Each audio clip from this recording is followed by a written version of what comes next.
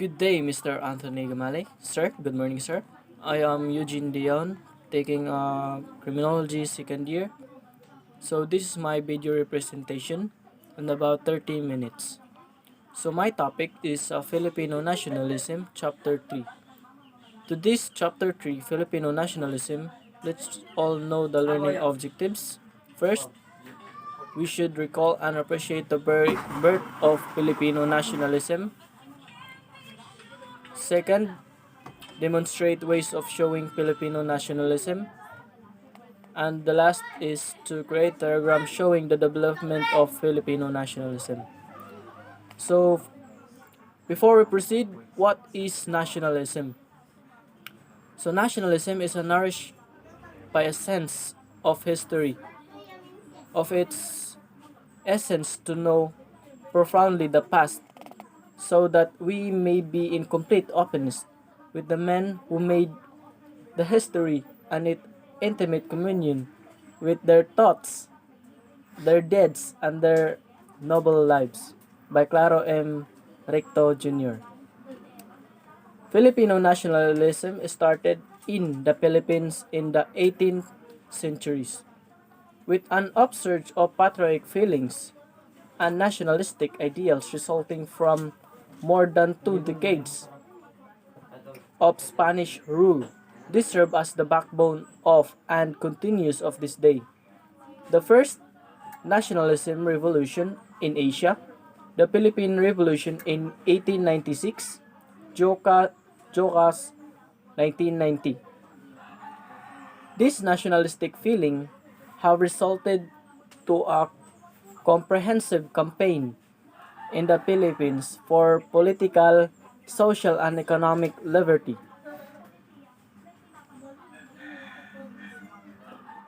Historical background of Filipino nationalism. The Philippines had been split into various principalities known as barangays in the year before the 11th century. A name originating from Malayan ships called balangays, Datos Rahas or Sultan governed this tiny political unit Halili 2004. In 1965, when Spanish explorer Miguel Lopez de Legazpi arrived from Mexico and established the first European colonies in Cebu. European colonies started in earnest, and starting with only 5 ships and 500 men accompanied by Augustinian monks and further strengthened by 200 soldiers in 1567, he was able to repel competing Portuguese colonizers and lay archipelago. The Spanish occupied the kingdoms of Maynilad and Tondo in 1571 and founded Manila as the capital of the Philippine East Indies. Korlansky 1999. The Spanish colonization united by the archipelago of the Philippines into one political unit. So next is the beginning of Filipino nationalism. Originally, the word Filipino referred to the Philippines, Spanish Croelos. The Spanish leader described the natives of India during their 333 years ruled over the Philippines by Yaruca 2012. The Spaniard born in the Philippines were known as Insulars, Croelos or Croelas, were also called Filipinos during the colonial era as well. Spanish-born Spaniards of Philippines-based continental Spaniards were referred to as peninsulars. This of blended heritage has been called mestizoes. Despite being considered inferior by peninsulars, the Croales had enjoyed numerous rule of state of church and composed most of the bureaucracy of government. The feeling of domestic awareness originated from the Croales, who now consider themselves Filipino. Three significant factors: economy, education, and Paris socialization brought into their emergence. To this factor lead us Filipino nationalism birth, the Philippines opening to global and world trade, the increase in the upper class, and the influx of how the Philippines become stable to their nation. The first manifestation of Philippine nationalism followed in the 1880s and 1990s, where the reform of propaganda movement carried out both in Spain and in the Philippines with aim the propagandizing and circumstances of the Philippines and hope the social, political, and financial life of Philippines would be charged by peaceful means of the history of the Philippine Revolution of 2015. So next is the other concept of the Filipino nationalism. Nationalism is the secular identification and engagement of our people with the Filipino nation and domestic community. The Philippines in our country, our homeland, and goes beyond our families, clan, tribes, village, city, province, religion, local cultures, and religion. First and foremost, it is being pro-Filipino, believing that we belong to one body, mind, soul, and spirit. It is a pride of the Filipino, self-respect as a Filipino, pride in our national cultural heritage, and manner of life. With their constraint being realized, it involves pride in our heroes, pride of our flags, national anthem, and other symbols of other nationhood, national pride of dignity inspired by the willingness to serve our nation alone and with dedication and to sacrifice for it, if necessary, for our own lives. It is a tool of charge of reform and aim our moral and spiritual regeneration, our liberation from ignorance, bigotry, intolerance toward those who hold distinct views of our themselves. Parochialism, narrow-mindedness, and feudalism, a system in which higher-ranking individuals give land and protective and work and fought for them in exchange. Colonial and mentally internalized attitude of people, facial or cultural. Filipino national identity based in part of our indigenous values. First is pagsasarili or self-reliance. Second is pakikisama, equitable sharing and partnership. Third is pagkabayani, patriotism. And fourth is pagkakaisa, national unity, and national consensus and discipline. The fifth is pakikitungo or the consideration. And the sixth is pagkapwa, tao, humanity. Human solidarity based first of all on developing our nation. And the last is pagkakapantay, pantay. We have all equality to our nation and our people, equality and inequality, equity. So different ways to show Filipino sense of nationalism. So we all know that there are different sense of nationalism. We have pens and tongue to show nationalism, and there are arms and weapon to show nationalism. So everyone had their own ways of showing our country, their love and respect. So to show our sense of Filipino nationalism, everyone must work, act, participate, respect, and stand proud and love. So let us work for our own. Act today and participate in the government. Respect everyone including others, right? Raise stand proud for who you are. Love everyone as you expect they would love you back.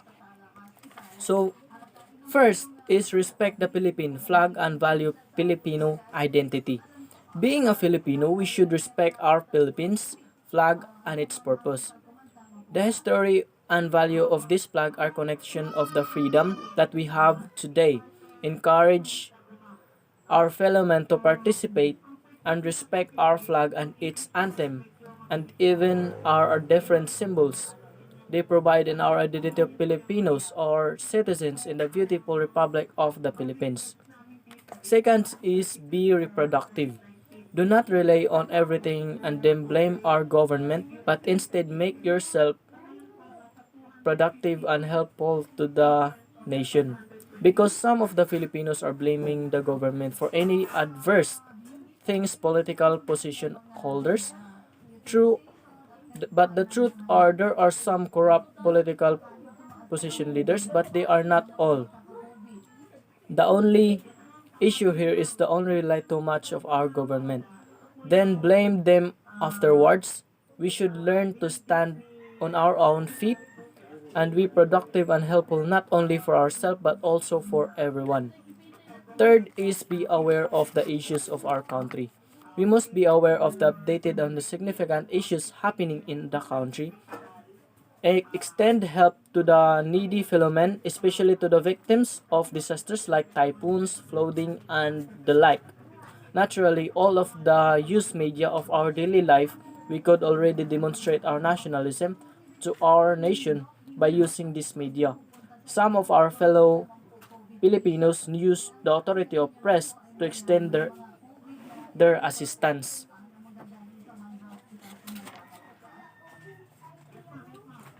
And to past calamities to our hit our nation, they publish some data about how other individual might be able to assist disaster affected individuals. So fourth, stand proud for every achievement. Filipinos are competitive in many ways around the world. They are proud to be a Philippines to be brought to the nation for the awards. For their accomplishment, they unite every Filipino we can be proud of as a Filipino like Manny Pacquiao, the football team of Ascals, the baseball team and the Gilas Pilipinas and many more.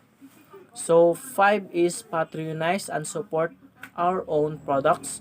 The Philippines has rich resources to create quality good and products. The manpower service we provide are also globally competitive. Our economy will improve more if we ourselves patronize in our products which characterize our creativity, resourcefulness, and industry. In spite of Filipino migration we all over the globe, nationalism is also self-evident. Million Filipinos now support goods and products made by the Philippines and even the outside of the Philippines. And 6 is preserve the Filipino culture. Filipino is rich of various colorful cultural elements. They are our identity. Be proud and preserve the cultural we have for our treasure. We have to keep them for the future generation. The Philippines to explore our lovely beaches and to feature and interact a nation with 7,107 Iceland offers and many more. So 7, respect everyone and value our tradition. Filipinos are very continuous and respectful. You will acknowledge a Filipino individual everywhere you go because he or she has always been respectful of the elders and others, using the common of saying po and opo, ho, oho, even in modern times. Many Filipinos show a value of their noble norms and tradition. So, 8 is speak out our own language. Using our own language is manifesting and preserving our national identity. It is our unique means of communicating and interesting with other filaments. Our language is an important tool to achieve further unity and to communicate and national development. So 9 is remember and commemorate our heroes' sacrifices for our country. So example of this is Dr. Jose Rizal. There are many Filipino who died for our democracy, freedom, and independence. Some fought using their pens and tanks. while some use their power to arms and weapons, such as soldiers, and many more organizations like PNP and many more. Each had their own way of showing their love and respect to our country. In today's generation, let us value and treasure our heroes' sacrifices and devotion for our country. So, the last is love our family, our neighbors, and our countrymen. So, the essence of the life of most Filipinos is to create their family and nation a part of the enduring engagement. They may even express their dedication to unpopular choice born on advantage of the majority. So let's all love our family and neighborhoods, just like to love our country and our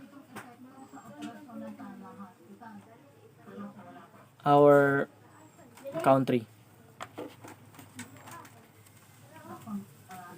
Philippine symbols that promotes a sense of nationalism. So symbols that promotes the sense of nationalism on the history.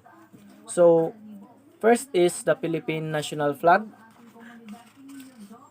with red, white, and blue colors and a yellow sun representing the provinces of the country. Second is coat of arms of the Philippines, also featuring the yellow sun with 8 rays depicting the original province in the Philippines.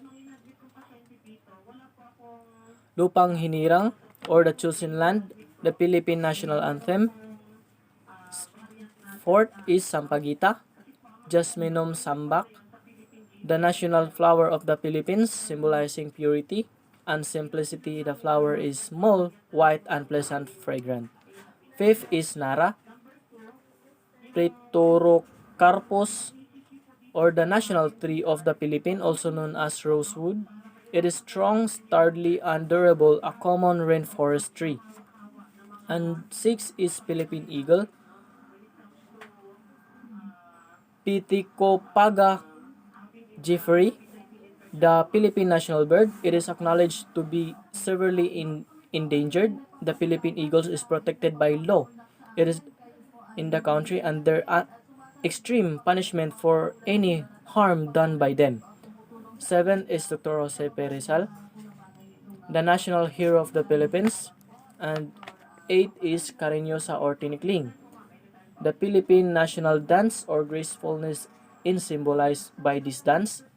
And number 9 is Carabao, water buffalo, the Philippine national animal and symbolizes the industrialness and hard work due to its use to many farms in the country. So 10 is Bangus, milkfish. The Philippines national fish is symbolized versatility because of the many ways in which it can be cooked. And 11, mango, the national fruit. Philippine mangoes are considered the sweetest fruit in the country or in our world. And number 12, barong, the Philippine national costume or clothing style for men. Antak shirt or thin fabric displaying Chinese, Indo-Malayan, tropical and Hindu influence for women. Barut, saya, skirts, and blouse with no collar. Number 13, Bayan Ko ang Pilipinas Kong Mahal, are the Philippine national song. This is our song when it's have a ceremony, especially in PNP and AFP, Armed Forces of the Philippines. And number 14, Arnis, the Philippine national sports or stick fighting. And number 15 is Anahaw, Lavistona refondifolia, the Philippine national plant. This plant is often used as hat, umbrella, or fan symbolizing the Filipino resourcefulness. And number 16 is Nipa hut, the Philippine national house, typically a small bamboo house with a snatched roof. So this is are the essence and promote the sense of nationalism. Important dates, events, and person in the rise of Filipino nationalism. So the opening of the Philippines to world commerce. On 1834, Manila was officially part of the world commerce after reviewing different economic policies of 1834 to 1873. To this period, development agriculture in the country because foreigners shared their agriculture ideas. Various ports opened in 1855 in Seoul, Pangasinan, Iloilo, and Zamboanga in 1860, in Cebu, and in 1873 in Tacloban. How some Filipino become ilustrados? The middle class of the ilustrados were the educated Filipino who by writing essays, articles, novels, or publication in news journal called La Solidaridad campaigned their foreign to the colonies in a peaceful way. So just like by doing Dr. Jose Perezal, La Solidaridad and the reform to our colony of our country. So influx or liberal ideas.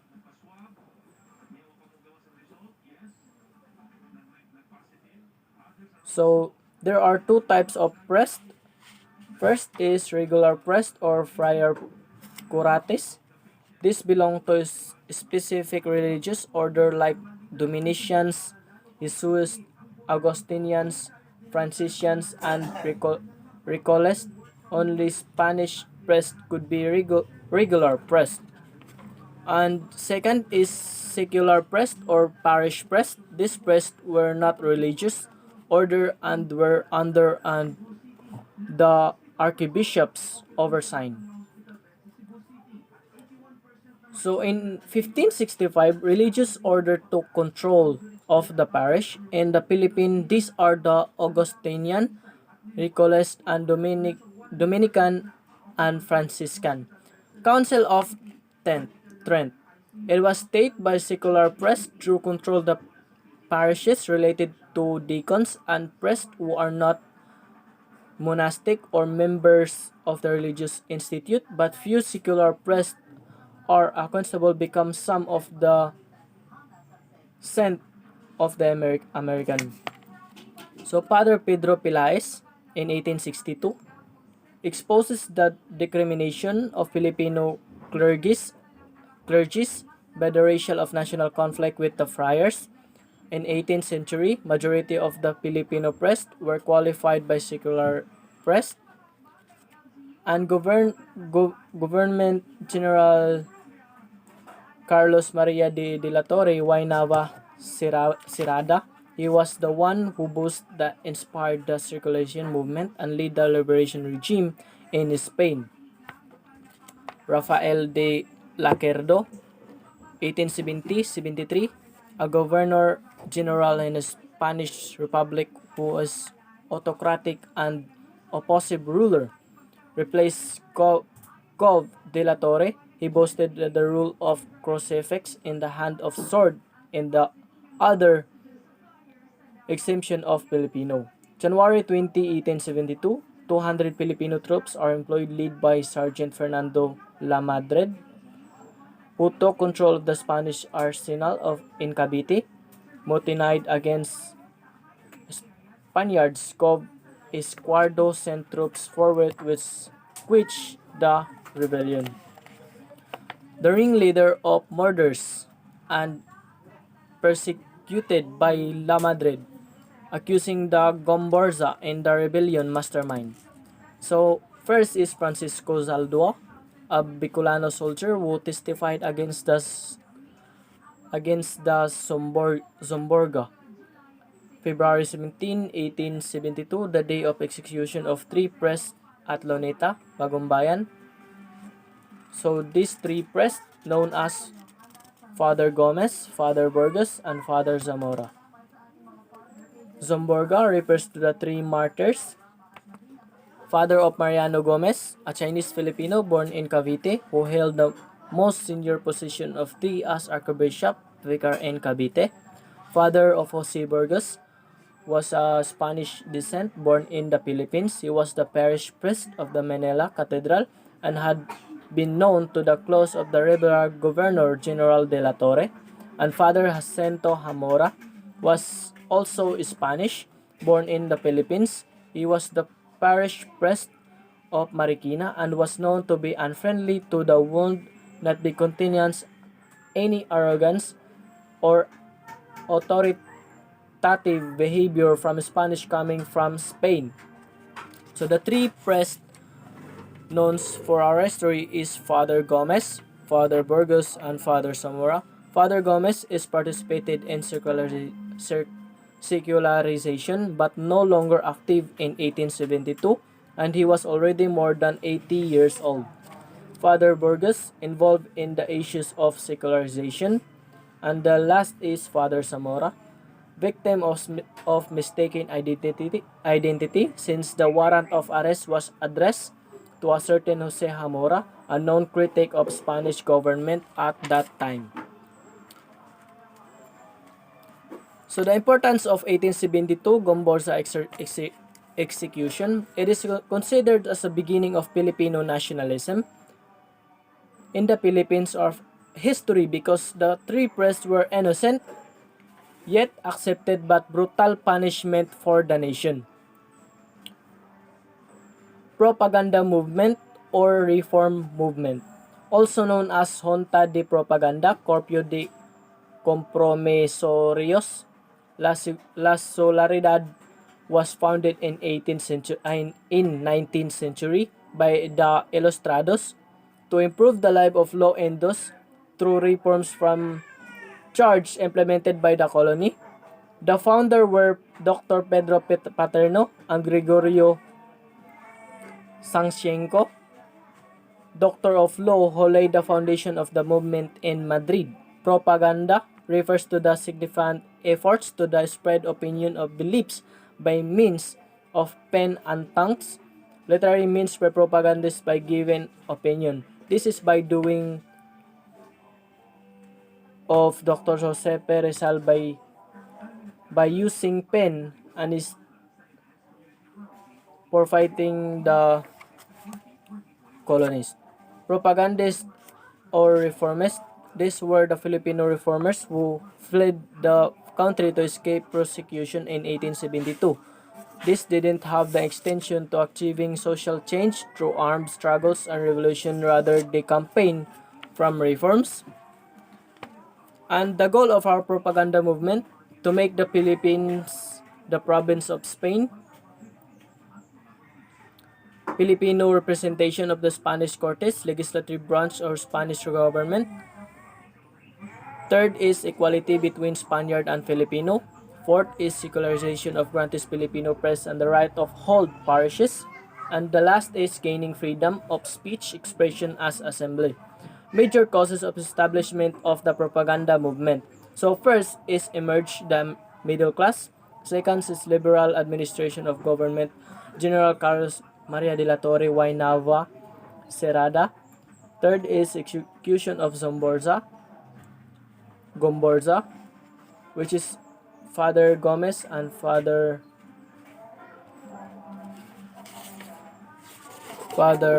Borges and Father Zamora.